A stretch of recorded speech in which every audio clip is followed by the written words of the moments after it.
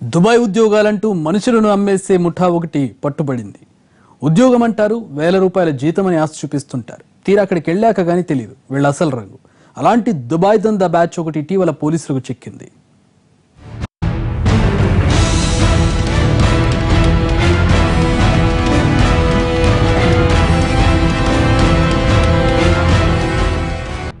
తూర్పుగోదావరి జిల్లా అమలాపురానికి చెందిన Pothula Srinubabu alias Dubai Srinu, Ellamelli Srinubabu alias Alpa Srinu, Karim, Mariyamma, ఏడుకొండలు, సత్యవతి చాలా ఏళ్లుగా దుబాయ్లో పనిచేస్తున్నారు. వీళ్ళో ముఠాగా ఏర్పడి మహిళల్ని అమ్మే దందాకు తెరలేపారు. ఇందులో భాగంగా తూర్పుగోదావరి జిల్లాలో వీళ్లు తమకంటూ కొందరు ఏజెంట్లను నియమించుకున్నారు. అందరూ కలిసి ఆంధ్రప్రదేశ్, తెలంగాణ రాష్ట్రాలకు చెందిన పలువురు వివాహిత మహిళల్ని మభ్యపెట్టేవారు.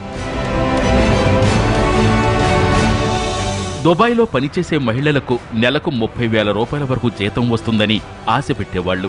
తామే వీసాలు ఏర్పాటు చేస్తామని నమ్మించి డబ్బులు వసూలు చేసేవాళ్లు. అయితే వీళ్లకు వర్క్ పర్మిట్ వీసా కాకుండా విజిట్ వీసాలను ఇచ్చి పంపించేవారు.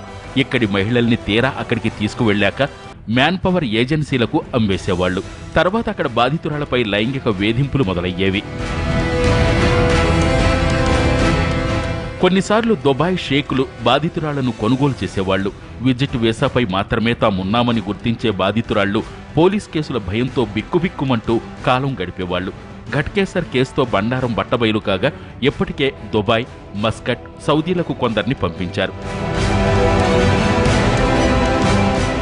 ఘట్కేసర్కు చెందిన ఓ మహిళతో పాటు ఆమె భర్తను సైతం దుబాయ్ తీసుకువెళ్లారు.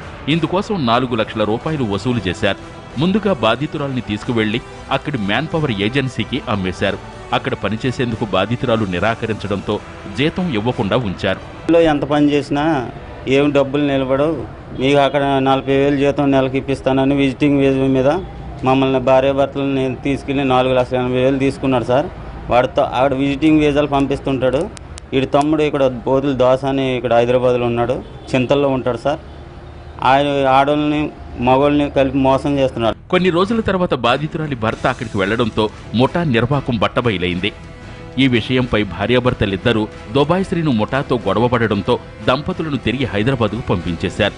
తర్వాత బాధితులు రాచకొండ కమిషనర్ను కలిసి ఫిర్యాదు చేయడంతో గత ఏడాది జూన్ 19న కేసు నమోదు చేసి దర్యాప్తు చేశారు. మల్కాజ్గిరి ఎస్ఓటీ పోలీసు బృందం అప్పట్లోనే అమలాపురం వెళ్లి దుబాయ్ శ్రీను సోదరుడు పోతుల దాస్, త్రిమూర్తులు, తాతాజీ, రామారావు, మురళిని అరెస్టు చేశారు. బాధలు కొంతమంది కలవటం, అక్కడ తెలుగోళ్ళు కొంతమంది కలవటం, అవన్నీ వివరాలు అక్కడే తెలిసినాయి. నేను వెళ్ళిందే ఫస్ట్ టైం సార్ నేను దుబాయ్కి. అయితే అక్కడ తెలిసినాక ఒక ఆడ మనిషికి 3 లక్షల రూపాయలు ఇండియా డబ్బు ఇస్తున్నారు ఈ ఏజెంట్లకి. ఆడ ఆఫీస్కి అమ్మేసి వాడు దారి నాడు పోతాడు. వీళ్ళ పరిస్థితి అదోగరంగా ఉంటుంది. వాడు తిండి పెడితే పెడతాడు, వాడి ఇష్టమే. కొనుక్కున్నవాడు ఏమైనా చేసుకోవచ్చు, ఆడి ఇష్టమే. ఇంకా ఆర్బోగడి చేతిలో చిక్కాడు, బయటకు రాలేని పరిస్థితి ఎంతోమంది ఉన్నారు.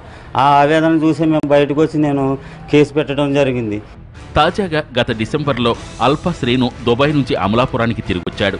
మరికొందరిని దుబాయ్, మస్కట్ తీసుకువెళ్లి అమ్మే పనుల్లో పడ్డాడు. ఇతడి గురించి ఎస్ఓటీ పోలీసులకు సమాచారం అందడంతో అక్కడికి వెళ్లి శ్రీను అరెస్టు చేశారు. అతడి పాస్పోర్ట్ను సీజ్ చేసి కోర్టులో హాజరుపరిచారు. కాగా ఈ కేసులో ప్రధాన నిందితుడు దుబాయ్ శ్రీను మాత్రం ఇంకా పరారీలోనే ఉన్నాడు.